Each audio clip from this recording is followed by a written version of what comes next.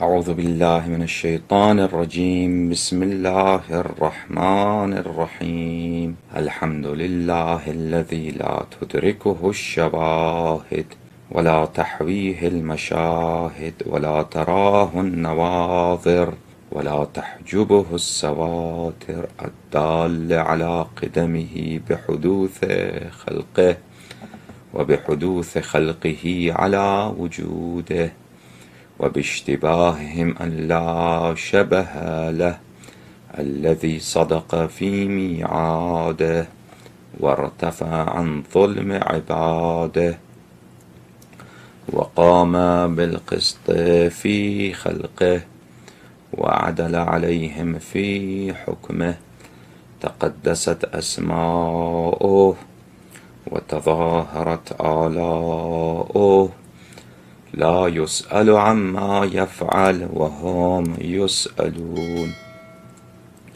ثم شرائف صلواته ونوامي بركاته على عبده ورسوله الخاتم لما سبق والفاتح لمن غلق والمعلن الحق بالحق، الدافع جيشات الأباطيل والدامغ صولات الأطاليل، العبد المؤيد والمنصور المسدد، المصطفى الأمجد المحمود الأحمد، سيدنا ونبينا أبي القاسم محمد، الذي بلغ الرسالة صادعا بها وحمل على المحجة دالا عليها، وعلى أهل بيته الطيبين الطاهرين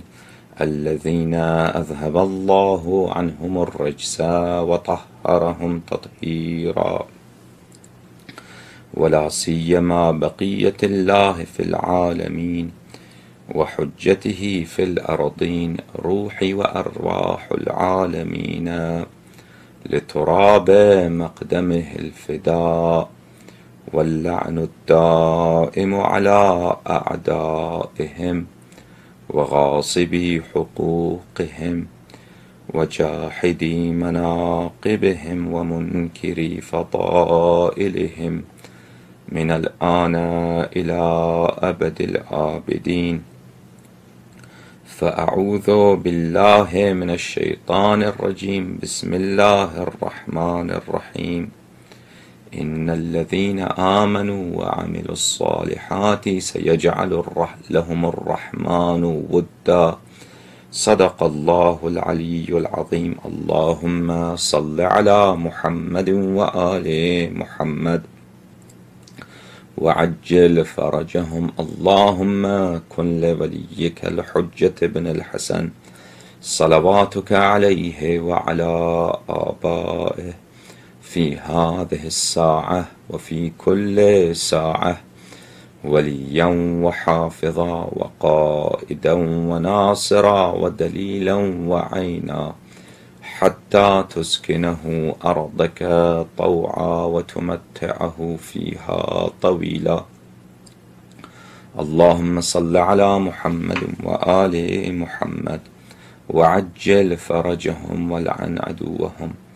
خدمت بینندگان محترم شبکه مقدسه جهانی اهل بیت علیهم الصلاة والسلام عرض سلام و ارادت دارم. امیدوارم هر جا که هستید انشاءالله العزیز در عزاداری سرور اهل ایمان حضرت امیر المؤمنین علیه الصلاة والسلام غرق در ماتم و سیه پوش باشید، و انشاءالله خداوند متعال محبت امیر المؤمنین علیه الصلاة والسلام را و اشک و ناله شما در شهادت امیر المؤمنین علیه الصلاة والسلام را ذخیره دنیا و آخرتتان قرار بدهد. اللهم صل علی محمد و آل محمد و عجل فرجهم ولعن عدوهم. دوستان عزیز بیننده، پاره از روایات در منقبت امیر المؤمنین علیه الصلاة والسلام برای شما انتخاب کردم که از زبان خود رسول خدا صلی الله علیه و آله و سلم، زبان پروردگار عالم، و زبان امیر المؤمنین علیه السلام مناقب و فضائل آن بزرگوار را بشنویم. ملاحظه بفرمایید کتاب بحار الانوار مجلد 40 صفحه اول از سلیم بن قیس هلالی روایت می کند که سلیم گفت حدثنی سلمان، من این مطلب را از سلمان هم شنیدم، از مقداد هم شنیدم و بعدا از ابوذر شنیدم و بعد از آن از خود امیر المؤمنین علیه السلام این مطلب را شنیدم که یک کسی آمد پیش امیر المؤمنین علیه السلام تفاخر کرد و فخر فروشی کرد. خبر به رسول خدا صلی الله علیه و آله و سلم رسید. رسول خدا صلی الله علیه و آله و سلم فرمودند به امیر المؤمنین علیه السلام فرمودند فاخر العرب فانت فیهم اکرمهم ابن عم و اکرمهم صحرا و اکرمهم نفسا و اکرمهم زوجتا و اکرمهم اخا و اکرمهم عما و اکرمهم ولدا و اعظمهم حلما و اکثرهم علما و اقدمهم سلما و اعظمهم عناء بنفسك و مالک. رسول خدا صلی الله علیه و آله و سلم فرمودند که یا امیر المؤمنین، شما بر همه عرب مباهات بکنید و بر همه عرب فخر بکنید. و لفظ عرب اینجا دوستان عزیز منظور از آن خود عرب نیست، این منظور از این لفظ تمام مردم هست، چون در اون جامعه ای که رسول خدا صلی الله علیه و آله و سلم زندگی می‌کردند همگی عرب بودند، همگی عرب بودند. فاخر العرب منظور اینه شما فخر بکنید، شما سربلند و سرافراز باشید بر تمام مردم جهان که شما هستید از همه اونها گرامی تر که مانند من پسر عم دارید و از همه اونها عزیزتر و گرامی تر که مانند من پدرزن دارید و از همه اونها گرامی تر و عزیزتر در نفس شریف خودتان. خداوند متعال شخصیت شما و این نفس شریف شما را طوری قرار داده که از همه مردم گرامی تر و عزیزتر و بلند مرتبه تر. و اکرمهم زوجتن و شما از همه اونها عزیزتر و بلند مرتبه تر هستید که مانند زهرای اطهر سلام الله علیها بانویی دارید. و اکرمهم اخا و از همه اونها بزرگتر و عظیمتر و بزرگوارتر هستین که مانند من و مانند جعفر طیار سلام الله علیهم اجمعین شما برادر دارید. شما از همه مردم دنیا عظیمتر هستین. اکرمهم عمن که چون حمزه سید الشهدا علیه السلام عمو دارید.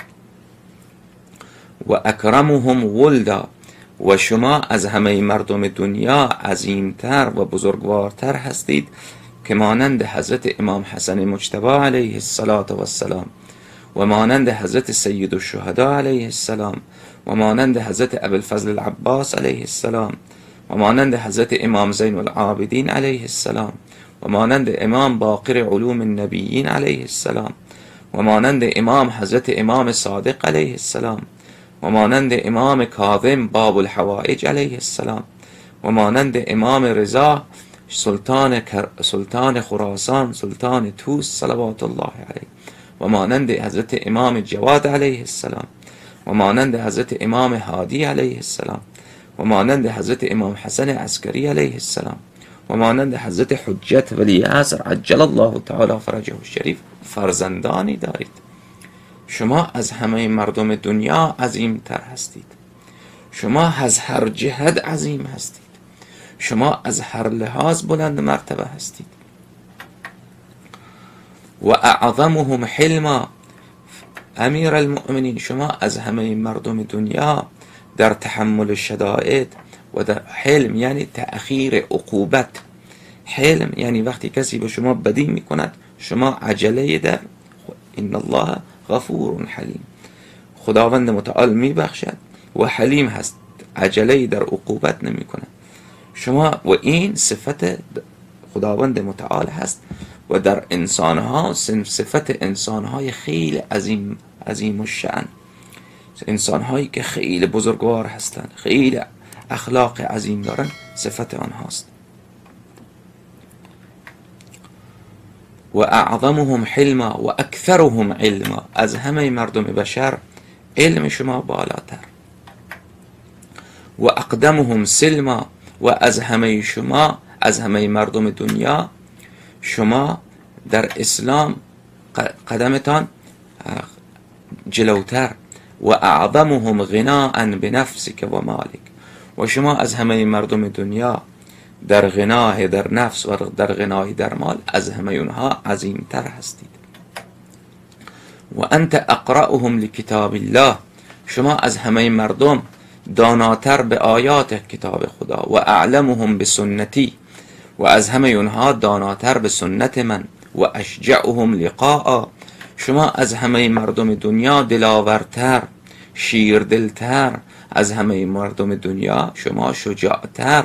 وقتی که صفها مقابل هم قرار میگیرد و همه صحابه فرار میکنند، همگی نامردی میکنند الا عده قلیل، آن کسی که پشت و پناه اسلام هست، آن کسی که پشت و پناه قرآن هست، آن کسی که حامی 124,000 پیغمبر هست، آن کسی که دل رسول خدا صلی الله علیه و آله و سلم به او استوار هست، آن کسی که خداوند متعال به خاطر او مطمئن هست که دین او از بین نمیرود، او ذات مقدس و ذات اقدس و ذات والا مرتبه شاه خیبرگشا امیر المؤمنین علیه السلام هست.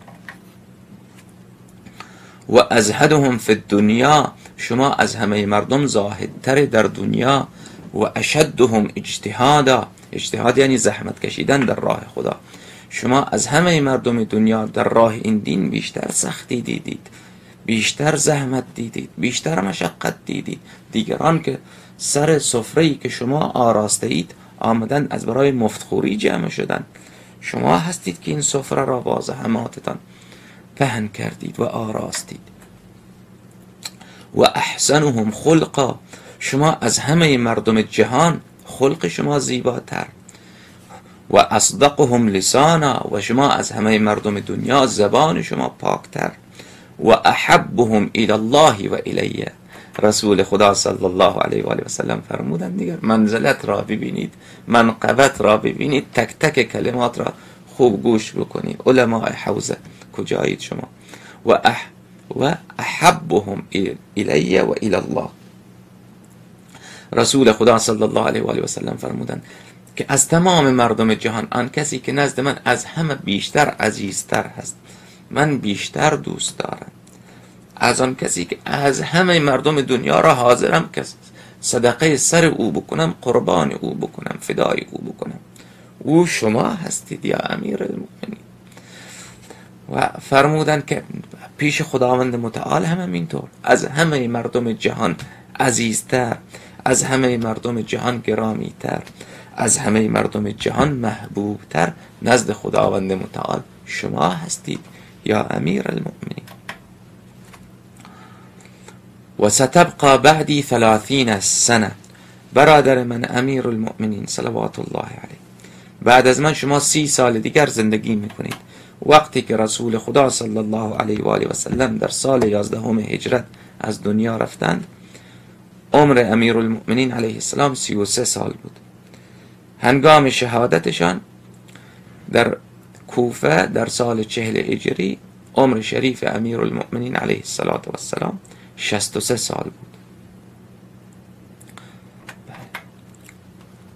تعبد الله و تصبر على ظلم قریش لک، شما بعد از من این 30 سال را همش در عبادت خدا، شما اگر سکوت بکنید سکوت شما عبادت خدا، شما اگر قیام بکنید شمشیر بکشید قیام شما شمشیر کشیدن شما عبادت خدا. و تصبر علی ظلم قریش لک، بعد از من قریش بر شما ظلم میکند و شما در این ظلم ها صبر میکنید. ثم تجاهدهم فی سبیل الله اذا وجدت اعوانا، بعد از مدتی که مدت صبر شما میگذرد و یار و یاور پیدا میکنید، اون وقت هنگام جهاد شما شروع میشود که شما بر علیه قریش جهاد خواهید کرد. یکی از اون قریشی ها عایشه بود، یکی از اون قریشی ها طلحه بود، زبیر بود، معاویه بود. ثم تقتل شهیدا تخضب لحیتک من دم رأسک.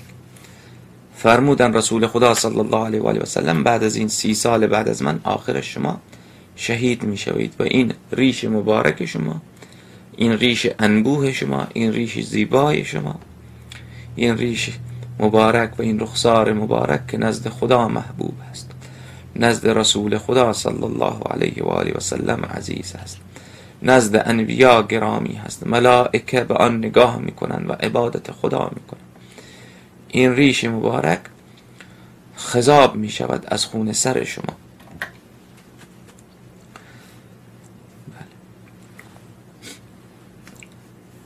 فتقاتل على تأویل القرآن كما قاتلت معي على تنزیله. یک فقره یادم رفت اینو براتون بخونم. فرمودن اون وقت یار و یاور پیدا میکنید بر علیه طلحه، زبیر، عایشه می جنگید. اون زمانی که شما می جنگید همین طوری که امروز شما در کنار من از برای قرآن می جنگید، اون زمان هم جهاد شما از برای قرآن. همونطوری امروز که شما می جنگید بر علیه مخالفان قرآن کریم در بدر، در احد، در حنین، در خندق، در بقیه مغازی، اون روز بعد از من هم که با قریش می جنگید بر علیه مخالفین قرآن کریم می جنگید. فقط فرقش این است که امروز با کسانی که می جنگید اصل تنزیل قرآن کریم را قبول ندارن، میگن اصلا قرآن را ما قبول نداریم، اسلام را قبول نداریم. اما اون روز با کسانی می جنگید که به ظاهر می گویند که ما قرآن را قبول داریم، اما در حقیقت معنای هیچ آیه قرآن را قبول ندارند. این معنای این کلام که فتقاتل علی تأویل القرآن كما قاتلت معي على تنزيل القرآن. قاتلك يعدل عاقر الناقة في البغض إلى الله والبعد منه. رسول خدا صلی الله علیه و آله و سلم فرمودن که قاتل شما مانند اون عاقر ناقه ثمود هست که قوم صالح علیه السلام ناقه او را عقر کردن و کشتن و اون اشقای اونها از همه اونها بدتر بود این کار را کرد که حالا یک وقتی تفصیل اون رو براتون میگویم. روایت بعدی را ملاحظه بفرمایید.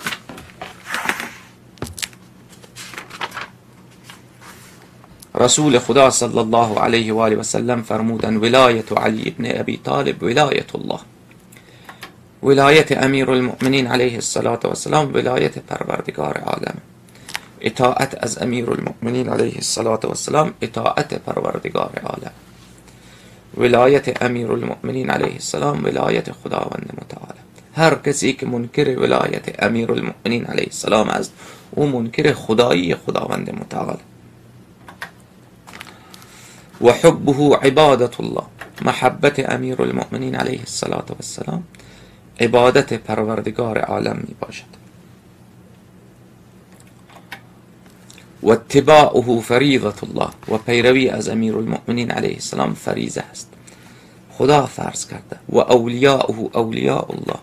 کسانی که مقرب امیر المؤمنین علیه السلام هستند، کسانی که قریب به دوست امیر المؤمنین، قریب امیر المؤمنین، نزدیک امیر المؤمنین علیه السلام هستند، اونها نزدیک خدا هستند، مقرب پروردگار عالم هستند. مالک اشتر مقرب پروردگار عالم است. محمد ابن ابی بکر مقرب پروردگار عالم است. میثم تمار مقرب پروردگار عالم است. قنبر مقرب پروردگار عالم است. جان عالم فدای یاران امیر المؤمنین علیه السلام. و اعداء اعداء الله. دشمنان امیر المؤمنین علیه السلام دشمنان پروردگار عالم، دشمنان 124,000 پیغمبر، دشمنان رسول خدا صلی الله علیه و آله و سلم. اون کسانی که با امیر المؤمنین علیه السلام جنگیدن دشمن خدا هستند. دشمن خدا بلا شک ولا شبهه کفر کافر مشرک. پس ثابت شد که عایشه دشمن خدا است. ثابت شد که طلحه، زبیر، ابوبکر، عمر، عثمان، سعد وقاص اینها دشمن پروردگار عالم است. معاویه عمرو عاص دشمن خدا هستند، بدترین مشرک، بدترین کافر اینها هستند. و حربه حرب الله، جنگ با امیر المؤمنین علیه السلام جنگ با خداوند متعال هست. و سلمه سلم الله عز و جل، کسی که با امیر المؤمنین علیه السلام خوب مسالم هست مانند اینه که با خدا مسالم. کسی که با امیر المؤمنین علیه السلام بجنگد یعنی با خدا جنگید. روایت بعدی را ملاحظه بفرمایید. حضرت امام باب الحوائج امام کاظم علیه السلام از آباء طاهرینشان از رسول خدا صلی الله علیه و آله و سلم روایت میکنند. امیر المؤمنین علیه السلام فرمودند بر رسول خدا صلی الله علیه و آله و سلم وارد شدم که در مسجد قبا نشسته بودند و نزد ایشان عده‌ای از صحابه بودند. وقتی که به من نگاه کردند رسول خدا صلی الله علیه و آله و سلم تحلل، چهره من را دیدن، فرمودن لا اله الا الله سبحان الله. ببینید اون کسی که محراب عبادت رسول خدا صلی الله علیه و آله و سلم، رسول خدا صلی الله علیه و آله و سلم به چهره مبارک او نگاه میکند، تمام هم و غم دل او از بین میره و عبادت خدا میکند. اون ذات اقدس شاه کشور دین امیر المؤمنین علیه السلام است. تبسم کردن، اینچنان تبسم کردن که نگاه کردم دیدم دندانهای رسول خدا صلی الله علیه و آله و سلم از برف تازه باریده سفیدتر می درخشد. ثم قال الی یا علی و الی یا علی، به من فرمودن نزد من بیایید برادر من، شاه مردان، برادر من، عزیز من، نور عین من، علی من، علی من، زود نزد من بیایید، زود نزد من بیایید، تشریف بیارید. فما زال یدنینی، آمدم نزد حضرت صلوات الله علیهما و آلهما، رسول خدا صلی الله علیه و آله و سلم مرا نزدیکتر خود ساختند، دیگم نزدیکتر ساختند، دیگر هم نزدیکتر ساختند، خوب نزدیک خود آوردند، خود رسول خدا صلی الله علیه حتی الصق فخذی بفخذه، زانوی ران خود را رسول خدا صلی الله علیه و آله و سلم قدر را نزدیک کردن، ران خود را به ران من چسباندن. ثم اقبل على اصحابه فقال معاشر اصحابی، بعد روی خود را کردن به اون صحابه، گفتن ای جمع صحابه ها، ای صحابه من خوب گوش بکنید. اقبلت الیکم الرحمه باقبال اخی، باقبال علی اخی الیکم. فرمودن معاشر اصحاب من خوب گوش بکنید، خوب بدانید، شما به ظاهر نگاه کردید که برادر من امیر المؤمنین علیه السلام آمد، اما من با چشم نبوت میبینم، من با چشم رسالت میبینم، من با چشم نبوت و با چشم رسالت دیدم که تمام رحمت خداوند متعال اینجا تشریف آورد.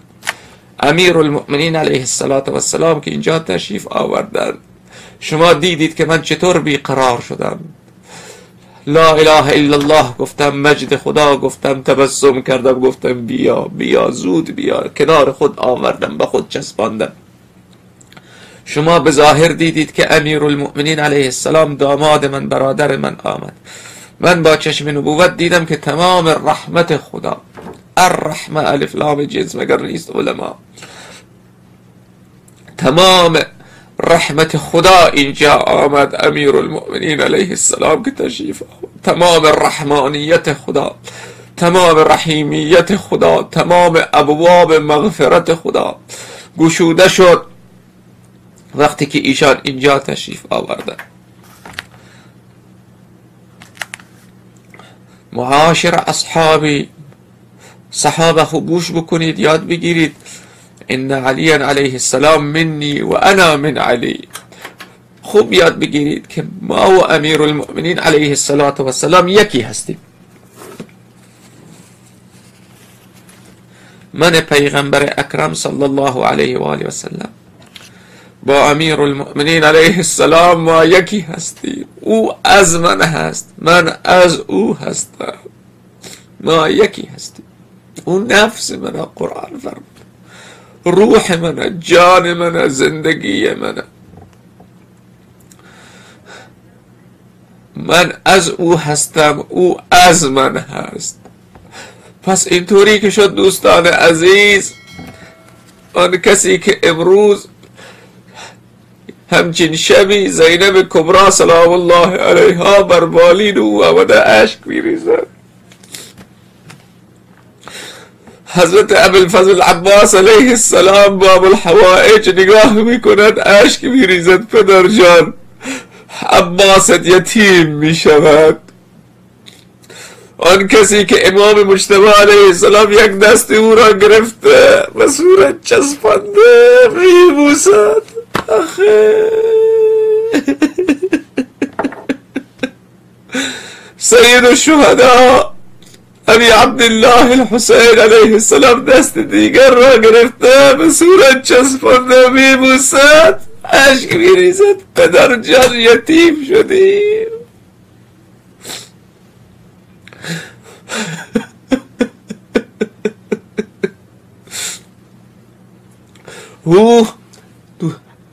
پیغمبر خدا صلی الله علیه و آله و سلم فرمود علی منی بمنزلت رأسی من جسدی.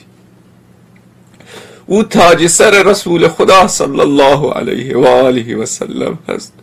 او میوه دل رسول خدا، بلکه قلب رسول خدا، بلکه روح رسول خدا، بلکه روح 124,000 پیغمبر هست.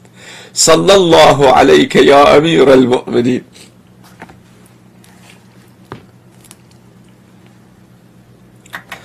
فرمود معاشر اصحابی ان علی منی و انا من علی. خوب گوش بکنید صحابه،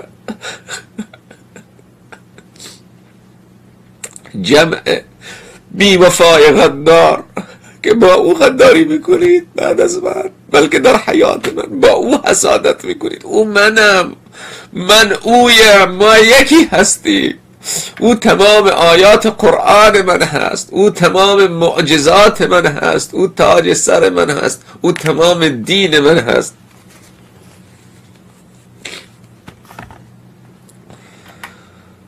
روحه من روحی و طینته من طینتی.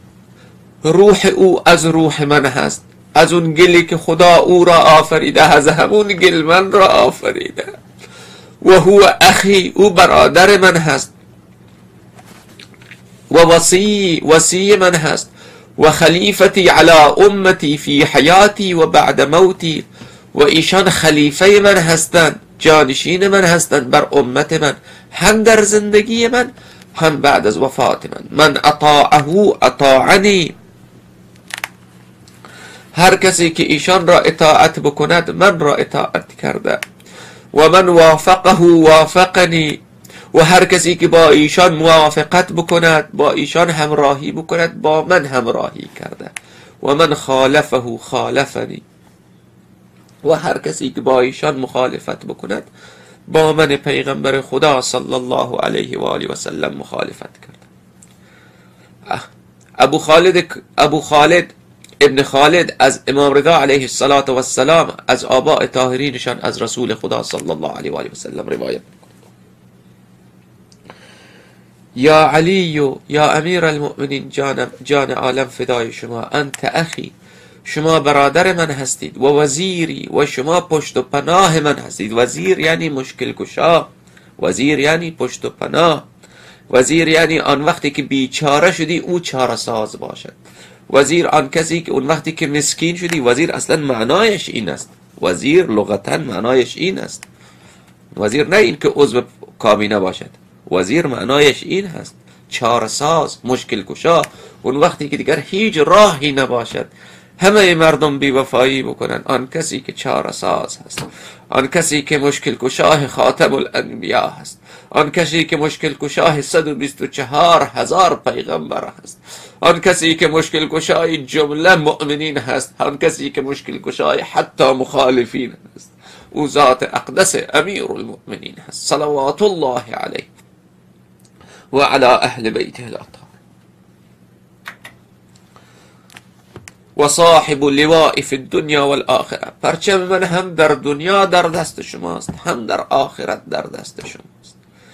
پرچم رسول خدا صلی الله علیه و آله و سلم هم در دنیا امروز اگر در عالم پرچم رسول خدا صلی الله علیه و آله و سلم هست دوستان عزیز بین، او ولایت امیرالمؤمنین علیه السلام، او امامت امیرالمؤمنین علیه السلام، او حب امیرالمؤمنین علیه السلام. این لباس سیاه امشب برتر کسانی که هست دوست، اون کسانی که به یاد امیرالمؤمنین علیه السلام دلشان را غم میگیرند، دلشان را هم میگیرند، دلشان را اندوه میگیرند. خوشا به حالتان که شما اون محبت امیر، این نشانیشه که شما زیر اون پرچم هستید، زیر اون پرچم هستید. آفرین بر شما. و انت صاحب حوضی، روز قیامت هم که مؤمنین بر حوض کوثر وارد می شوند، همنشین من بر حوض کوثر، صاحب اختیار کوثر، ساقی کوثر شما هستید. من احبک احبنی و من ابغضک ابغضنی، هر کس شما را دوست بدارد من را دوست دارد و هر کسی که شما را دشمن بدارد مرا دشمن داشته. روایت بعدی دوستان عزیز بیننده، ابی سخیله میگوید آمدم پیش ابو ذر غفاری و گفتم یا ابا ذر انی قد رأیت اختلافا فماذا تأمرنی. ابو ذر تو صحابی قدیمی رسول خدا صلی الله علیه و آله و سلم هستی، تو کسی هستی که درباره تو فرموده که زهد تو مانند زهد عیسی ابن مریم است.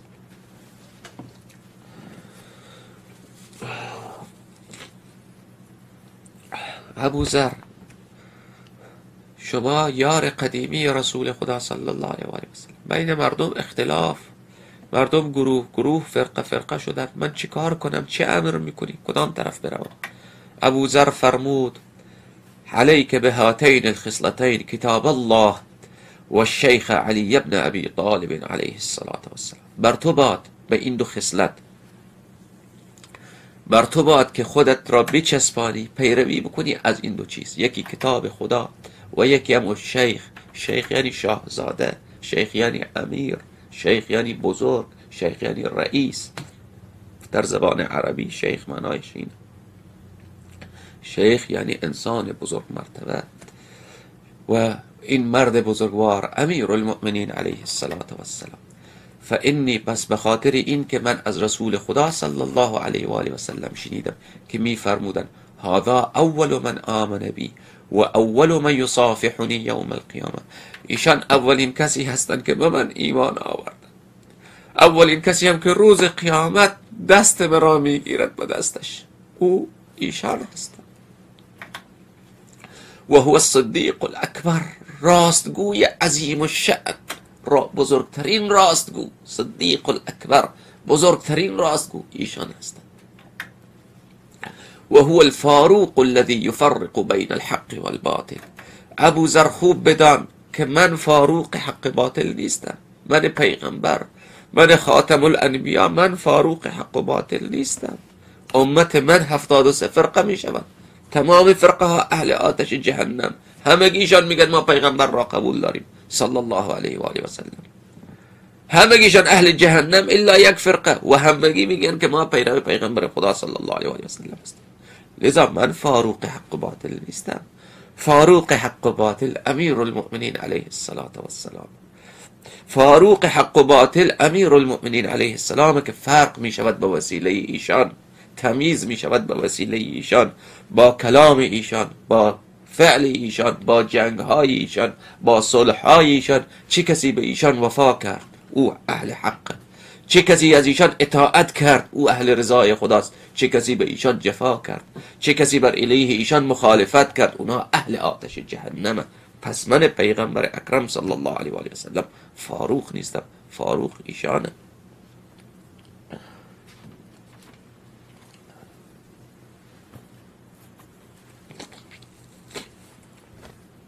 روایت بعدی دوستان عزیز از انس بن مالک قال رسول الله صلی الله علیه و آله و سلم ان الله تبارک و تعالی یبعث اناسا وجوههم من نور. فرمودن رسول خدا صلی الله علیه و آله و سلم روز قیامت عجب روزی هست، خداوند متعال مردانی را زنانی را از قبر بیرون می آورد که چهره‌های اینها سراسر نور، چهره‌های اینا سراسر نور، علی کراسی من نور. ملائکه اینها را با بدرقه، با شأن و با دبدبه میارند، بر تخت‌های می نشانند که این تخت‌ها از نقره نیست، این تخت‌ها از طلا نیست، این تخت‌ها از جواهرات نیست، این تخت‌ها از نور، تخت از نور، چهرهایشان نور. ملائکه اینها را میارن کجا؟ میشنن روی تخت‌هایی که این تخت‌ها از نور. علیهم ثیاب من نور، به ملائکه بر اینها لباسهایی به قامت اینها میپوشانند که لباسهای اینها همش نور. فی ظل العرش، اینها در زیر عرش در اونجا میآیند هستند.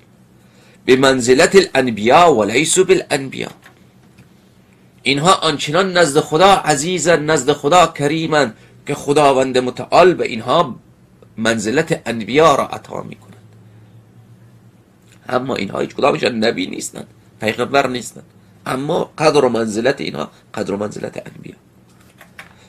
و بمنزلت الشهداء و لیسوا بشهداء، اینها میآیند اون روز قیامت با این عظمت به منزله شهدا، اما شهید نیستند، شهید نیستند. فقال رجل انا منهم یا رسول الله، یکی از اون صحابه اونجا بود، صحابه اونجا بود، ریشم بزرگ و مثلا گردنم کلفت، از اون صدقه های رسول خدا صلی الله علیه و آله و سلم زیاد خورده، چاق شده صحابی. بله، به خاطر همین اینا دختر میدادن به رسول خدا صلی الله علیه و آله و سلم که پیغمبر اکرم صلی الله علیه و آله و سلم اینها را مثلا غذا بدهد، بیشتر بدهد از اون مالا، به روزگارشان برسن. اون پدرزن از اون برای پدرزن دیگر و خائن دیگر از اون برای. آیا من هم از اونها هستم یا رسول الله صلی الله علیه و سلم؟ رسول خدا صلی الله علیه و آله و سلم فرمودن لا، خیر، نه. دیگری گفت انا منهم یا رسول الله صلی الله علیه و آله و سلم، آیا من از اونها هستم؟ نه، تو هم نیستی. قیل من هم یا رسول الله، پس پرسیده شد یا رسول الله پدرزنها که نباشند، پدرزن که این پدرزن با این ریشش، این پدرزن دیگر هم با این ریشش، حالا درسته در جنگ ها فرار کردن، چلپاسه میخورن، اما خب هرچی باشن پدرزن شما هستن، اینها از اونها نیستن، پس چه کسی هستن اونها؟ فرمود رسول خدا صلی الله علیه و آله و سلم فوضع یده علی رأس علی علیه السلام و قال هذا و شیعته، در امیر المؤمنین علیه السلام کنار رسول خدا صلی الله علیه و آله و سلم اونجا بودن. رسول خدا صلی الله علیه و آله و سلم دست مبارک را بر فرق همایونی برادرشان امیر المؤمنین علیه السلام گذاشتن و فرمودن ایشان و شیعیان ایشان، ایشان و شیعیان ایشان هستن که این منزلت را دارن. روایت بعدی را ببینید دوستان عزیز. قاسم ابن ابی سعید روایت میکند که حضرت زهرا سلام الله علیها آمدند پیش رسول خدا صلی الله علیه و آله و سلم و اونجا صحبت کردند و حرف زدند و بله از امور و از ظلم قریش و از بدحسادت مردم و از اینها اونجا نشستن پیش رسول خدا صلی الله علیه و آله و سلم صحبت شد. رسول خدا صلی الله علیه و آله و سلم فرمودند اما تدرین ما منزلت علی عندی. رسول خدا صلی الله علیه و آله و سلم، الله که زهرای اطهر سلام الله علیها از جور روزگار صحبت میکنند، رسول خدا صلی الله علیه و آله و سلم خواستند دل زهرای اطهر سلام الله علیها را خوش بسازند. شیعیان عزیز، این فقط شما نیستید وقتی مناقب و فضائل امیر المؤمنین علیه السلام را میشنوید خوشحال میشوید.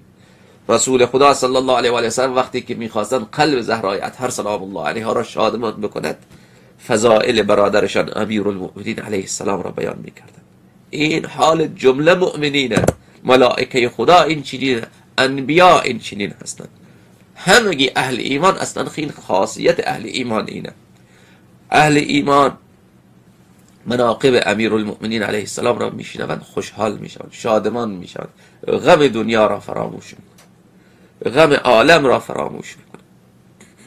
منافقین، مخالفین، اونهایی که مادرشان با بقال سر محل ارتباط داشته، اونها اینجوری هست که مناقب امیرالمؤمنین علیه السلام را میشنوند از حسادت میمیرن که چرا ابوبکر این چنین هم نبود، چرا عمر هم این چنین مناقب و این چنین خصلت ها را نداشت. رسول خدا صلی الله علیه و آله و سلم فرمودند دخترم زهرای اطهر سیدت نساء العالم، آیا منزلت امیرالمؤمنین علیه السلام را نزد من میدانید؟ زهرای اطهر سلام الله علیها از جور روزگار سخن گفت. رسول خدا صلی الله علیه و آله و سلم میداند که حل تمام جور روزگارها ذکر نام امیرالمؤمنین علیه السلام. آیا منزلت امیرالمؤمنین علیه السلام را نزد من میدانید؟ کفانی امری و هو ابن 12 سنه، برادر من امیرالمؤمنین علیه السلام که شوهر شما هست تمام هم و غم مرا از دل من خارج میکرد اون زمان که 12 سالش بود. اون زمانی که 12 سالش بود من هیچ یار یاور نداشتم، فقط امیرالمؤمنین علیه السلام را داشتم. اما با همون در سن 12 سالگیش آنچنان تمام امور مرا کفایت میکرد که هیچ غمی و هیچ همی و هیچ اندوهی و هیچ حزنی و هیچ خوفی در دل من رسول خدا صلی الله علیه و آله و سلم راه نمیافت. و ضرب بین یدی بالسیف و هو ابن 16 سنه، 16 سالش که شد شمشیر را به دست گرفت، در برابر دشمنان من کمر همت را بست و با شمشیر خود دشمنان مرا به خاک زبونی و خاک ذلت انداخت و به جهنم واصل ساخت. و قتل الابطال و هو ابن 19 سنه، وقتی که به 19 سالگی رسید امیرالمؤمنین علیه السلام در حالی که از لحاظ ظاهری سن ایشان کم بود تمام قهرمانان عرب را به خاک ذلت و خاک سیاه مذلت انداخت و به جهنم واصل ساخت در 19 سالگی. و فرج همومی و هو ابن 20 سنه، در 20 سالگی امیرالمؤمنین علیه السلام دیگر تمام عرب دشمن من شده. منافقین از داخل دشمنی میکنند، منافقت میکنند، اذیت میکنند. دشمنهای خارجی هم الا ماشاءالله. در آیه در دل من غمی بود، در دل پیغمبر خدا میفرماید در دل من همی بود، نه دختر من، در دل من نه غمی بود نه همی بود، چون چاره‌سازی داشتم، چون مشکل گشایی داشتم، چون مفرج کروبی داشتم. ذات اقدس شوهر شما، برادر من، نور چشم من، تاج سر من امیرالمؤمنین علیه السلام 20 سالش بود، در دل من هیچ غمی نمیگذاشت، هیچ همی نمیگذاشت، در حالی که تمام عالم دشمن من. و رفع باب خیبر و هو ابن 22 سنه و کان لا یرفعه 50 رجلا، 22 سال برادر من امیرالمؤمنین علیه السلام بود که در قلعه خیبر را با نوک 2 انگشت کرد، با زور مچ نه، با قوت بازو نه، با نوک 2 انگشت، با اشاره 2 انگشت اون در خیبری را که 50 نفر نمیتوانست از جا تکان بدهد، با نوک 2 انگشت کند. عالم همگی دید که امیرالمؤمنین علیه السلام به ظاهر بشر است، اما کار خدایی میکند، اما کار الهی میکند، اما کار خدایی میکند. این کلمات را که رسول خدا صلی الله علیه و آله و سلم گفتند، فاشرق لون فاطمه علیها السلام، چهره حضرت زهرای اطهر سلام الله علیها از نور درخشش پیدا کرد. سبحان الله سبحان الله سبحان الله. رسول خدا صلی الله علیه و آله و سلم ذاکر مناقب امیرالمؤمنین علیه السلام، زهرای اطهر سلام الله علیها سامعه مناقب امیرالمؤمنین علیه السلام. آن چیزی که باعث رضای حضرت زهرای اطهر سلام الله علیها می شود و رضای زهرای اطهر سلام الله علیها رضای رب العالمین هست. روایات خیلی زیاده. ان الله یغضب لغضب فاطمه و یرضى لرضاها سلام الله علیها. قلب زهرای اطهر سلام الله علیها آنچنان شادمان شد که چهره ایشان درخشش پیدا کرد. پس ثابت این شد که مناقب امیرالمؤمنین علیه السلام را وقتی که پیغمبر خدا صلی الله علیه و آله و سلم بیان کرد، خداوند متعال راضی شد، خداوند متعال راضی شد. پس ثابت این شد همونطوری که در احادیثی که فریقین روایت کردند که رسول خدا صلی الله علیه و آله و سلم فرمود ذکر علی ابن ابی طالب علیه السلام عباده، ذکر نام مقدس امیر المؤمنین علیه السلام و بیان خوبی های او و بیان فضائل او و بیان زیبایی های کردار او، زیبایی های گفتار او، زیبایی های اعمال او، معجزات او، غرائب امور او، همه اینها عبادت پروردگار عالم، باعث نجات از آتش جهنم، باعث یأس قلوب منافقین از اهل بدعت هست. الحمدلله رب العالمین. حضرت زهرای اطهر سلام الله علیها آمدن ولم تقر قدماه حتی اتت علی علیه السلام فاخبرته. زهرای اطهر سلام الله علیها بیقرار شدن، آمدن پیش امیر المؤمنین علیه السلام و فضائلی را که رسول خدا صلی الله علیه و آله و سلم بیان کرده بودند به امیر المؤمنین علیه السلام بیان کردند. پس ثابت چی شد دوستان عزیز؟ بیان کردن مناقب امیر المؤمنین علیه السلام این سنت رسول خدا صلی الله علیه و آله و سلم، باعث رضای خدا و سنت حضرت زهرای اطهر سلام الله علیها است. امیر المؤمنین علیه السلام شنیدن و فرمودن کیف لو حدثکی بفضل الله علی کله. امیر المؤمنین علیه السلام زوجه ایشان حضرت سیدت و نساء العالمین زهرای اطهر سلام الله علیها نگاه کردن و گفتن که رسول خدا صلی الله علیه و آله و سلم که خیلی کم گفته، اگر ایشان اون خداوند اون نعمت‌هایی را که به من داده اگر همه اونها را به شما بازگو می‌کردند، اون وقت حال شما چطور بود یا زهرای اطهر سلام الله علیه. روایت بعدی را ملاحظه بفرمایید دوستان عزیز بیننده. قال رسول الله صلی الله علیه و آله و سلم، امام صادق علیه السلام از آباء طاهرینشان از رسول خدا صلی الله علیه و آله و سلم روایت میکنند که فرمودند لما اسری بی الى السماء احد الی ربی فی علی ثلاث کلمات. شب معراج به خلوتگه معبود، لسان الله علی احمد اذن بود.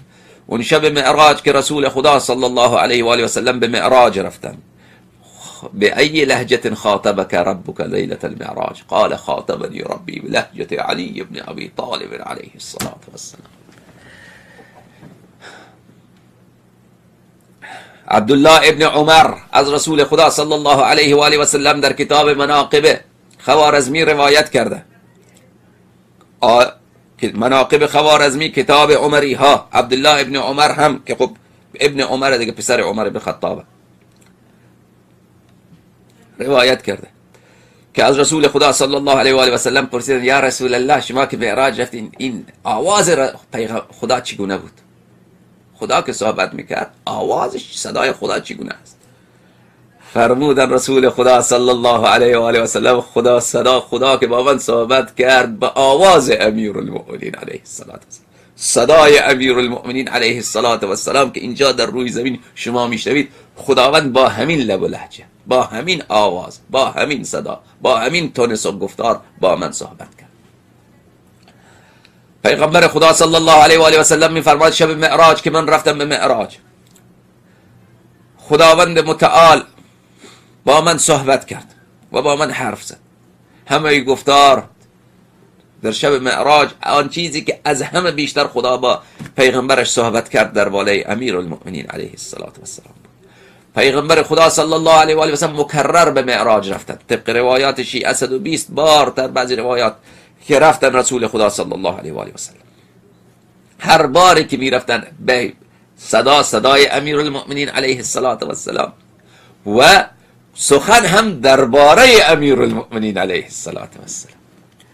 پس از این مسئله چی استنباط میکنید؟ خیلی واضح و روشن دوستان عزیز بیننده که هم سنت پیغمبر هم سنت خداوند متعال دعوت مردم به ولایت امیر المؤمنین علیه السلام و بیان مناقب او و بیان فضائل او و بیان منتهای او بر اهل اسلام و اهل قرآن. خداوند متعال در شب معراج درباره امیر المؤمنین علیه السلام به من 3 توصیه ویژه کرد. خداوند به من ندا کرد و فرمود یا محمد صلی الله علیه و آله و سلم. پس گفتم لبیک، عرض کردم لبیک یا ربی. فرمود ان علیا حبیب من بدان ان علیا امام المتقین و قائد الغر المحجلین و یعصوب المؤمنین، بدان که امیر المؤمنین علیه السلام امام متقین هست، قائد غر المحجلین هست. روز قیامت شیعیان امیر المؤمنین علیه السلام با چهرهای نورانی محشور می شوند، چهرهایشان نور میبارد. آن کسی که راهنمای اینها به سوی بهشت هست دست شیعیان را میگیرد. جان عالم فدای نام تو یا امیر المؤمنین. خدا شاهد در قیامت مردن نیست، اما یا امیر المؤمنین ما اینقدر مشتاق شما هستیم، که تصور دیدار چهره مبارک شما روح ما را بیقرار میکنه. در قیامت مردن نیست یا امیر المؤمنین، اما اگر مردن بود اون وقتی که تو دست شیعیانت را میگیری یا جام کوثر به اونها بدهی، شیعیان تو یا امیر المؤمنین از وجد، از بهجت، از سعادت قالب توهی میکردن یا امیر المؤمنین صلوات الله. دست شیعیانش را میگیرد، الله الله، شیعیانش را به بهشت میبرد. از شدائد قیامت، از حساب و کتاب قیامت، از پل صراط، از مواقف حساب و کتاب قیامت، نشر اعمال، اقامه میزان، از همه اونها میبرد شیعیانش را. قائد الغر المحجلین، آن کسی که پناه ما در دنیا هست کیست؟ شاه مردان امیر المؤمنین علیه السلام. آن کسی که امید ما شب اول قبر هست کیست؟ امیر المؤمنین علیه السلام. آن کسی که امید ما در آخرت هست کیست؟ امیر المؤمنین علیه السلام. شیعیان بیوفایی نکنید به امیر المؤمنین علیه السلام، نسبت به دشمنان او دشمنی کنید، نسبت به کسانی که به مولای شما دشمنی کردند، به مولای شما اینقدر ظلم کردند که امیر المؤمنین علیه السلام فرمود صبرت و فی الحلق و فی العین قضا و فی الحلق شجا. 30 سال صبر کردم در حالی که در گلویم استخوان گیر کرده بود و در چشمم خار فرو رفته بود. کسانی که درد چشم را دیدند میدانند که چشم انسان وقتی درد میکند از درد دندان 1000 مرتبه شدیدتره. با دشمنان امیر المؤمنین علیه السلام بیزاری بکنید، تبسم نکنید. به مولایتان غداری و خیانت همونطوری که صحابه رسول خدا صلی الله علیه و آله و سلم کردن شما شیعیان نکنید، در حالی که امروز میکنند عده خیلی از شیعیان این کار را، به ظاهر شیعه. و یعصوب المؤمنین ان علی علیه السلام امام المتقین و قائد الغر المحجلین و یعصوب المؤمنین امیر المؤمنین علیه السلام امام متقین و قائد الغر المحجلین و شهنشاه. یعصوب یعنی شهنشاه، یعصوب یعنی پادشاه تمام اختیار، پادشاه تمام اختیار، شهنشاه اهل ایمان امیر المؤمنین علیه السلام هستند. بنازم کشور ایمان را، بنازم مؤمنین را که چه پادشاهی دارند. شکر خداوند متعال، شکر پروردگار عالم که در این ماه مبارک رمضان فضائل امیر المؤمنین علیه السلام را بر زبان ما جاری کرد و خوشا به حال شما که شنیدید و گوش کردید. جانم فدای حضرت زینب کبرا سلام الله علیها و امام حسن مجتبی علیه السلام و حضرت امام حسین سید الشهدا علیه السلام و حضرت ابوالفضل عباس علیه السلام و حضرت امام زین العابدین علیه السلام. امام زین العابدین علیه السلام 5 سالشان بود هنگام شهادت، یا 4 سالشان بود هنگام شهادت پدر بزرگشان جدشان امیر المؤمنین علیه السلام. یا امیر المؤمنین صلی الله علیک و روحی لک الفدا. دوستان عزیز بیننده، دیگر حالا رفقا زنگ میزنن، روزه میخوانند، شعر میخوانند، دیگه من مزاحم شما نمیشم. سلام علیکم، بفرمایید. آقای اللهی سلام علیکم. لامی بزرگوار، در اول میخواستم مصیبت امیر المؤمنین علیه السلام را خدمت سلطان انبیاء علیه السلام، خدمت امام زمان علیه السلام و بالاخره خدمت شبکه محترمه شما و مؤمنان تسلیت بگویم. در اجازه فرمایید یک روزه بخوانم. بفرمایید. دیدار شفق از خون دل پر کرده امشب ساغر خود را، فلق از بستر غم بر نمی دارد سر خود را. سهر گسترده بر آلسا سفره ماتم، غم آماده کرده بر غارت لشکر خود را. فسوکی اولین مظلوم عالم حضرت آدم، دریده جامه میکوبد به سنگ غم سر خود را. اگر خون جگر از دیده بارد نو حق دارد، که کشتی ولایت داده از کف لنگر خود را. بزد از پرده دل نال ابراهیم و رفت از هوش، جوان شق دید فرق زاد چون شق دید فرق خانزاد داور خود را.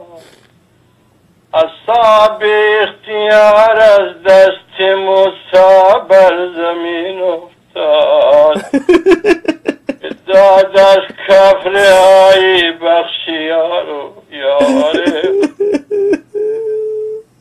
مسیحا را توان مردگان را زنده کردن نیست، که در چنگ اجل می بیند و احیاگر خود را. من از زخمی که بر فرق علی بنشسته دانستم، نمی بیند پس از این قتلگاه همسر خود را. با وقتی دادن جان مظهر صبر و شکیبایی، سفارش می کند بر صبر کردن دختر خود را. تماشایی بود دیدار زهرا و علی فردا، می بیند پس از 30 سال برا شوهر خود را. منی سید می گویم بنالای دل چونای از دل، که میراب عبادت داده از کف رهبر خود را. آقای من در اتاق فرمان واسه کنیم. گوشی چشم. خیلی متشکرم. بفرمایید. السلام علیکم. سلام علیکم. احمد اسم شهر شیکاگو، اگه اجازه باشه. بزرگواری کردین زنده. بفرما بزرگوار. یا رب ذکرم بر من درویش نگر، بر حال من خسته دل ریش نگر. هرچند دنیم لایق بخشایش تو ای کریم، بر من نگر بر کرم خویش نگر. عمریست که دم بدم علی میگوییم، در حال نشاط تو غم علی میگوییم. سالها علی گفتیم انشاء در باقی عمرها علی میگوییم. پرسیدم از عارفه که برگو به کجاست، منزلگاه حق گفتم همه جاست، جایی که خداست در آنجا علیست، جایی که علی بود در آنجا خدا. شب قتل علی از تو عزیزان ناله دارد، لجور ابن ملجم اهل بیتش گریه دارد. حسن گوید پدر جانم بودی تو راحت جانم، حسن گوید پدر جانم تو بودی راحت جانم. زنم بر سینه و بر سر دل من عقده دارد، حسین دارد دل پرخون بود افسرده و محزون. حسین دارد دل پرخون بود افسرده و محزون. کنم یاد پدر آن دم غریبانه عزا دارد، بگوید حضرت زینب بکی گویم پدر مطلب، بگوید حضرت زینب بکی گویم پدر مطلب.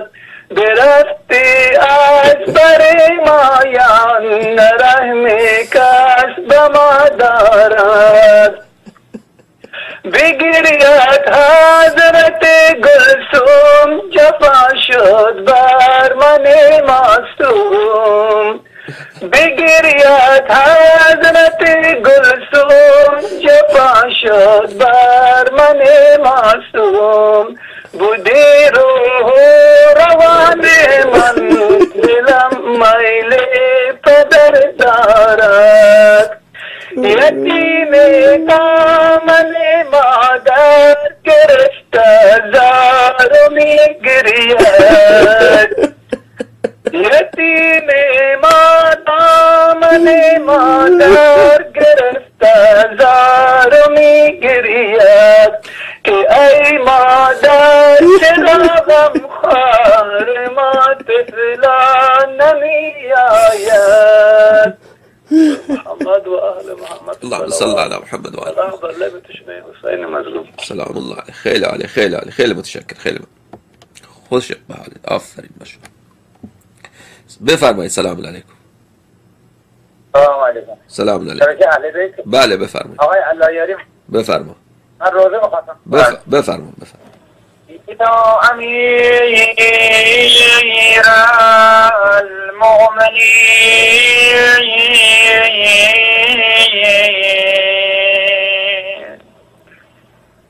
بنالی محراب ذکر دعا فرد شیر خدا را شکست ببین،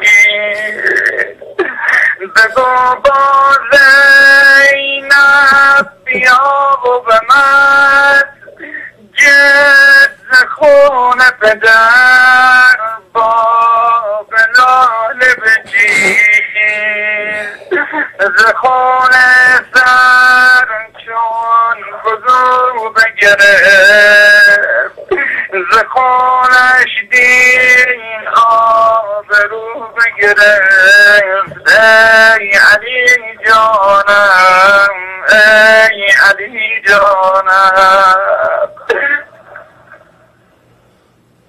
علی سه شبهای نخل داد دیگ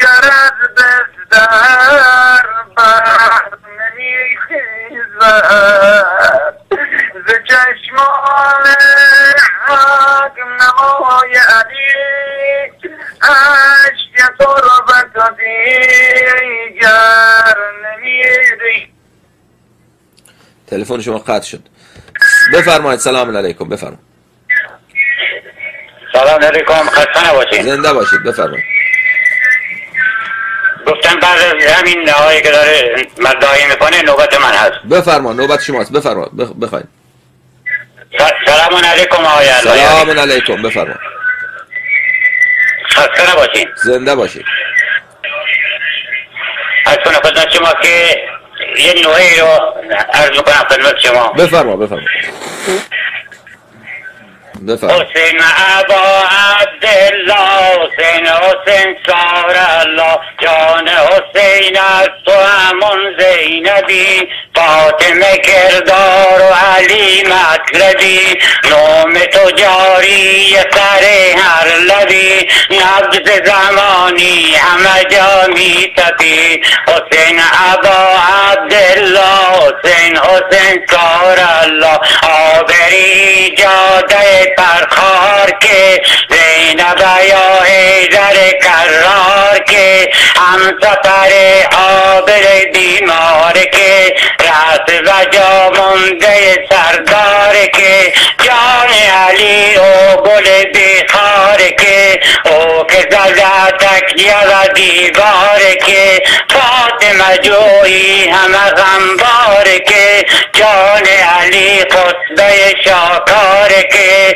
حسین ابا عبدالله، حسین سار الله، داز زد و داز بگرد زینبه، واجه جاری و سر هر لبه، وای که دل کرده هوای علی، خطبه پوین صدای علی، خطبه که غوغا کنه که همه را عاشق مولا کنه، خونه و جوشم زک غلغل کنه، تال ادب گوش و بلبل کنه، کی در تحمل کنه که همه جا خونه اسه گل کنه. این علی هست شکنی می کنی، نوگری سین زنی می کنی، مرتر از مردی اگر که زنی، بهتر از مرد شفیع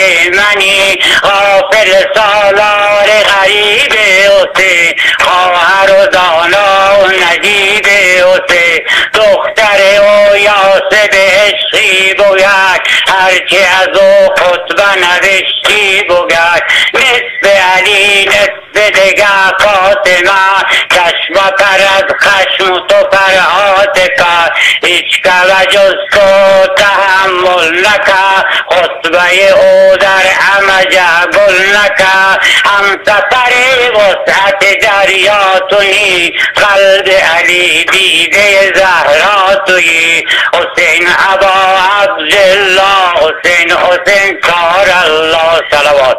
اللهم صل علی محمد و آل محمد و عجل فرجهم. خیلی متشکر. خیلی عالی. بفرمایید. سلام علیکم. سلام علیکم خدمت آقای علایانی. سلام علیکم. بفرما بزرگوار. غیبت جانگداز شهادت امیر المؤمنین علیه السلام را خدمت اعظم صلی الله علیه وسلم خدمت شبکه شما تسلیت میگویم. اگر خواهش میکنم اجازه بدید. بفرما. سهر به بستر خون آرمیده در محراب، درید جامعه ماتم سپیده در محراب، دریغ و داد که ساقی به تیغ زهراگین، سجده شاد شهادت چشیده در محراب،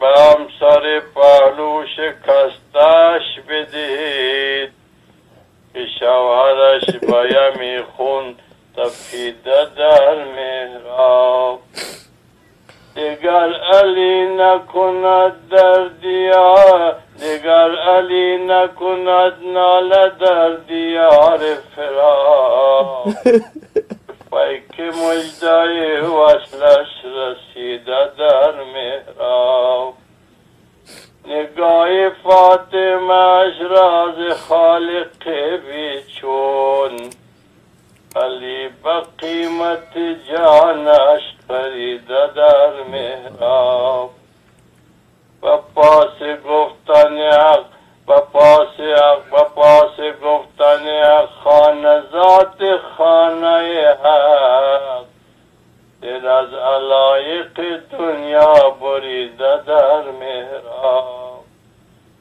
سکوت ظلمت شب را شکست از جای نور به سرو قامت هستی خمیده در محراب غروب شمس ولایت بود و لیلت قدر اگر که سور اسرافیل دمیده در محراب ندای قتل آید بجا بگوش جان که زکین سری به سجده طاعت دریده در محراب. آقای لاری موفقتان از خدای بزرگ خواهش‌دارم. زنده باشید. خیلی ممنون. بفرمایید. سلام علیکم.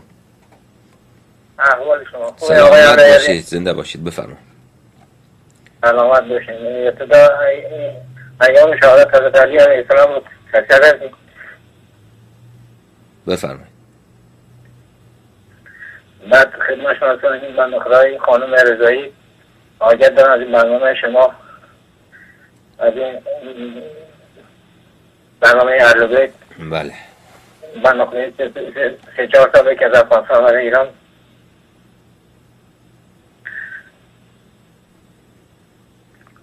باشه دعا میکنم. این بنده خدا حاجت داره یه 3-4 ساله دوا دکتر که از این دوا دکتر اینا خسته شده. باشه دعا میکنم. الله شما دعا داره. چشم. دست شما درد نکنم. ممنون. خداحافظ. این دکترم به قول روکه یه حضره حقیقت بالا رفته که دیگه خسته شده هم از دارو. خداحافظ شما. خدا انشاءالله شفا بده. بفرمایید. سلام علیکم. الو. سلام علیکم. سلام علیکم. الو. سلام علیکم آقای الله یاری. سلام علیکم. بفرمایید. سلام علیکم. لعنت بر ابن ملجم. لعنت بر ابن ملجم. سلام علیکم. لعنت بر ابن ملجم. درسته. نوعه دارم آقای الله. بفرمایید. توفیقی که لا اله الا الله هست، اسلام محمد است و رسول الله هست. علی صورت زخون می شوید امشب، اذان آخرش را می گوید امشب، علی جانم، علی جانم، مولا جان، مولامون دیگر داره آماده میشه، مولا میاد به آسمون نگاه میکنه، میگه وعده ملاقات نزدیکه، متاب ای مه که شاید امیر المؤمنین مسجد نیاید، الهی آسمان در خون نشیند که خون بر صورت مولا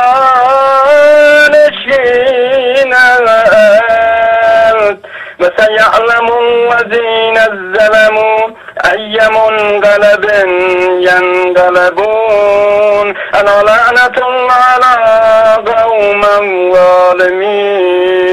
التماس دعاگویتان هستیم. چشم بفرمایید. سلام علیکم. سلام علیکم. آقای الاری سلام علیکم برادر عزیز. سلام علیکم بفرمایید. تشکر. من تمام شهادت حضرت علی علیه السلام و تمام شیعان تبریک تسلیت میگم. برادر عزیز مردم ها که معذرت میخوام وقت مردم داشتی به خاطر که به نظر ما که یعنی خداحافظ. سلام علیکم بفرمایید. سلام علیکم و رحمت الله. خدمت شما عالم بزرگوار اهل تشیع ان شاء الله خدا لرزی زنده باشید. برای شما عنایت کنم موفق و مایل بشن. تسلیت میگم. شهادت مظلومانه آقا امیرالمؤمنین خدا مشکل عزت. گشای عالم خدمت از شما. کجا زنگ زدین شما؟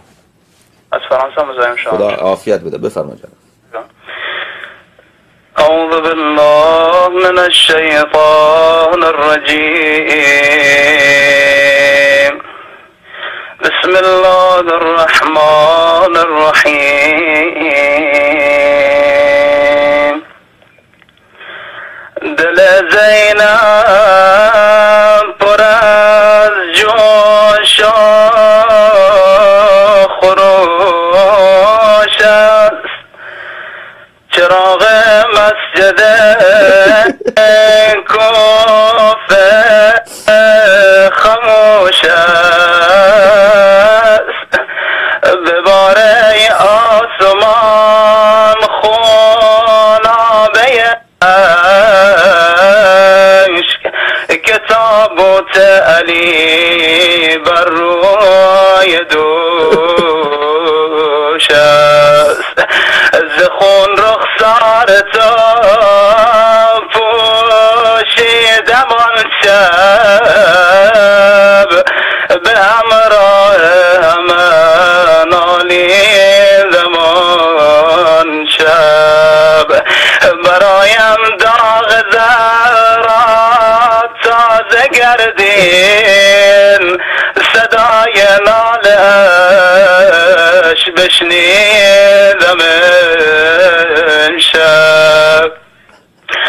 روایت شده از آقا امام حسن مجتبی علیه السلام می‌فرمایند در خانه ایستاده بودم، یک وقت دیدم یک مادری که چند بچه صغیر و گاو شیرده‌ای داشت، شیرش رو می‌فروخت، نان و غذای بچه‌هایش رو تهیه می‌کرد.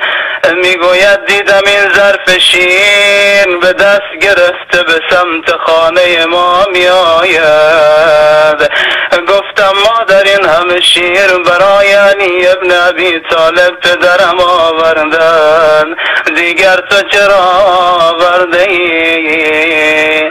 عرض کردن آقا جان تو که از وضع ما خبر داری، نخواستم شیر بیاورم، میخواستم غذا برای بچه هایم تهیه کنم، اما بچه هایم گفتن مادر جان ما دیگر امروز غذا نمیخواهیم، شیر رو ببرید برای امیر المؤمنین علی ابن ابی طالب.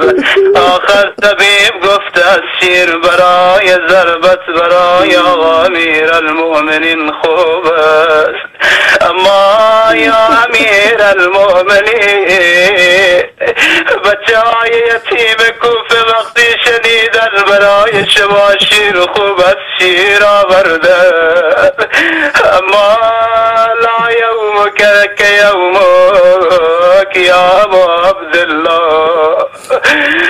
اما حسین علیه السلام علی اصغر ششمای در آغوش گرفتن، به سوی میدان رفتن، خطاب به قوم کافر فرمودن شما برادر و فرزندان و یارانم رو به شهادت رسانیدید، از آن جزیل کودک تین طفل برایم باقی نمانده، اما شدت تشنگی مانند مرغی دهان باز می کند،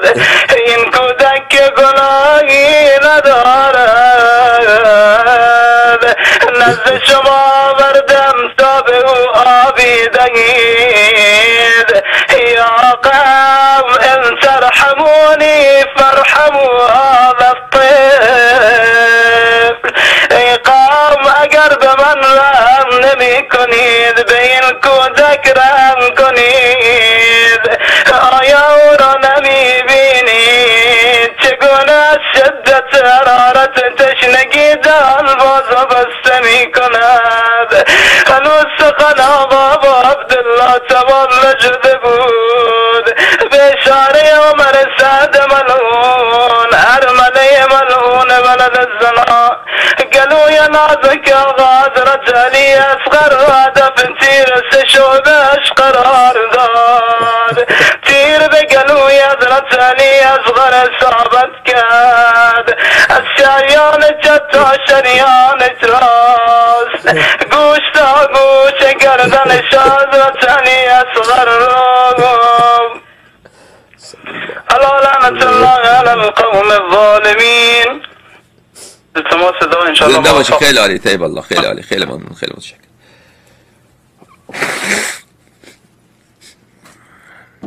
بفرمایید. الو بفرما. آقا گوش کن. بفرمایید. سلام علیکم. سلام علیکم. سلام به دانشمند بسیار پرارجمند جناب آقای اللهیاری. زنده باشید. بفرمایید. مدعا هستم آقای اللهیاری، میخواستم روزه بخونم. بفرمایید.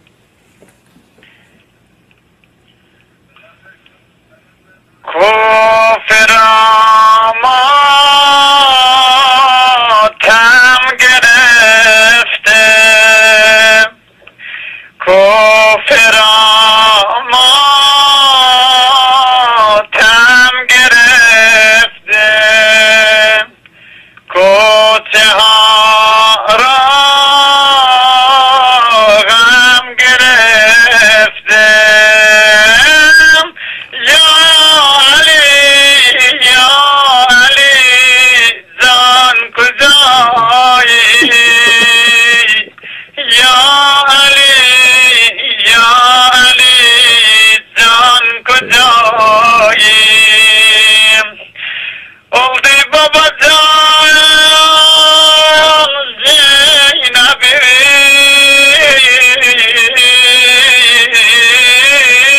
غسل نصیبی یا امیر المؤمنین احوال یا رب یخد طبیبی یرد بگریب لخسل ای کوفه گریبی گویدن atası Zeynep'i mah Ramazan'da. تلفن شما قطع شد. خیلی عالی. خدا خیرتون بده. بفرمایید. سلام علیکم. سلام علیکم و رحمت الله. علیکم السلام و رحمت الله. عظم الله اجورنا و اجورکم حاج آقا. اعظم الله اجورنا و اجورکم. محبت کردید زنگ زدید. بفرمایید. آقای سید موسوی هستم، یک سر پاشکسته در خونه اهل بیت. خدا عزت بده به شما. خدا تسلیت عرض میکنم. خدا عافیت بده. بزرگوار اگر اجازه بدید یک روزه بخونم. بفرمایید بزرگوار. خدا خیرتون بده سیدنا. بسم الله الرحمن الرحیم. آی زن و مرد امشب شب امیر المؤمنین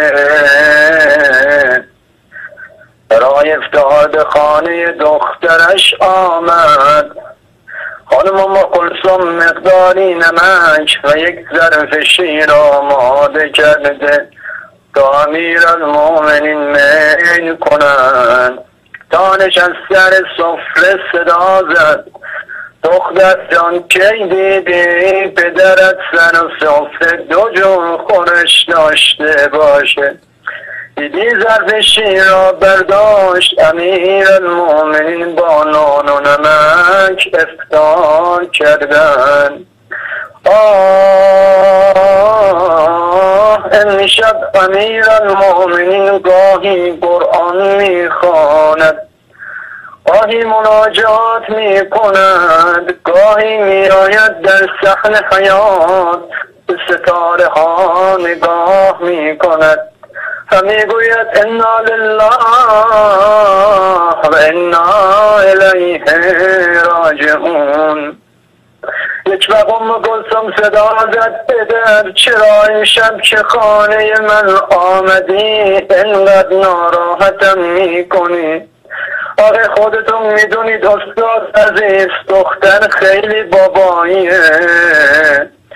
وای وای نزدیک از آن صبح شد، امیرالمومنین وضو گرفت، عبایش را پوشید، همین که خواست از خانه بیرون بیاید، دیدین مرغا بیامدن دامنش را گرفتن. خانم ما کلثوم بیشتر ناراحت شد، صدا زد پدر جان خانه من زیاد می آمدی، اما این مرغا چنین نمی کردن. پدر جان مگر امشب خبریه یا امیرالمومنین؟ دیگر نمی گویم که شد. آی زن و مرد یک وقتی دست زینب دارد می رود، یا الله یا الله صدا زد حسن جان، بلند شو حسن جان بلند شو. گفتن خواهر مگر تلفن شما قطع شد برادر بزرگوار. اللهم صل على محمد وآل محمد وعجل فرجهم ولعن عدوهم. اللهم كن لوليك الحجة ابن الحسن صلواتك عليه وعلى آبائه في هذه الساعة وفي كل ساعة وليا وحافظا وقائدا وناصرا ودليلا وعينا، حتى تسكنه أرضك طوعا وتمتعه فيها طويلا. اللهم صل على محمد وآل محمد وعجل فرجهم ولعن عدوهم. پروردگارا فرج مولای ما حضرت ولی عصر علیه السلام را برسان، به حضرت اذن قیام و اذن ظهور عنایت بفرما. پروردگارا موانع ظهور آن حضرت سلام الله علیه را برطرف بفرما. پروردگارا از شیعیان امیرالمؤمنین علیه السلام هر جا که هستند محافظت بفرما، بالخصوص شیعیان پاکستان، پارچنار، شیعیان کویت، شیعیان افغانستان، شیعیان عراق، شیعیان سوریه را پروردگار، شیعیان عراق را، شیعیان عربستان را پروردگارا از تمام بلیات اشرار و تروریست ها حفظ بفرما. پروردگارا تروریست ها را، وهابیت و سلفی ها را پروردگارا به عذاب خودت، به غضب خودت، به هلاکت برسان. اللهم صل علی محمد و آل محمد و عجل فرجهم. پروردگارا مؤمنینی که گریه کرده اند، مؤمنینی که دست به دعا بلند کرده اند، مؤمنینی که حاجت دارند، حوائج همگیشان را برآورده به خیر بفرما. پروردگارا کسانی که از ما التماس دعا نموده اند، کسانی که نذر کردند به این شبکه کمک کردند، پروردگارا حوائجشان را برآورده به خیر بفرما. مریضهایشان را شفا عنایت بفرما، قرضیشان را ادا بفرما. آنانی که بی خانه هستند پروردگارا به آنها سرپناه عطا بفرما. آنهایی که پروردگارا زندانی دارند، مسافر دارند، زندانی و مسافرشان را سالم و غانم به منزلگاه مقصودشان برسان. پروردگارا بینندگان گرامی ما که مشکلات مالی دارند، به اونها وسعت رزق حلال طیب عنایت بفرما. اللهم صل علی محمد و آل محمد و عجل فرجهم ولعن عدوهم. خدایا صدقه سر امیرالمؤمنین علیه السلام و اولاد طاهرینشان ما را و نسل ما و ذریه ما را از راه امیرالمؤمنین، از ولایت امیرالمؤمنین علیه السلام، از محبت امیرالمؤمنین علیه السلام دور مفرما. پروردگارا از دل ما از قلب ما این محبت امیرالمؤمنین علیه السلام را کم نفرما. پروردگارا اموات ما را ببخش و بیامرز، بالخصوص امواتی که به این تازگی ها از دنیا رفتند، امواتی که سابقا از دنیا رفتند. پروردگارا همگیشان را در این ماه مبارک، در این شب از ثواب این گریه ها و این اذکار امیرالمؤمنین علیه السلام بهره مند بفرما. پروردگارا آباء ما، امهات ما، پدران و مادران گذشتگان ما که از دنیا رفتن، قبور آنها را پر از نور ولایت امیر المؤمنین علیه السلام و از ثمره های خاص بهشتی و عطرهای خاص بهشتی و گلهای ویژه بهشتی پروردگارا پر بفرما. اللهم صل علی محمد و آل محمد وعجل فرجهم ولعن عدوهم. اللهم صل على محمد وآل محمد وعجل فرجهم ولعن عدوهم. اللهم صل على محمد وآل محمد وعجل فرجهم ولعن عدوهم. قلبها متوجه نجف اشرف ان شاء الله. از امیر المؤمنین علیه السلام خودتان حاجتتان را طلب بنمایید. همگی با هم. یا علی مدد.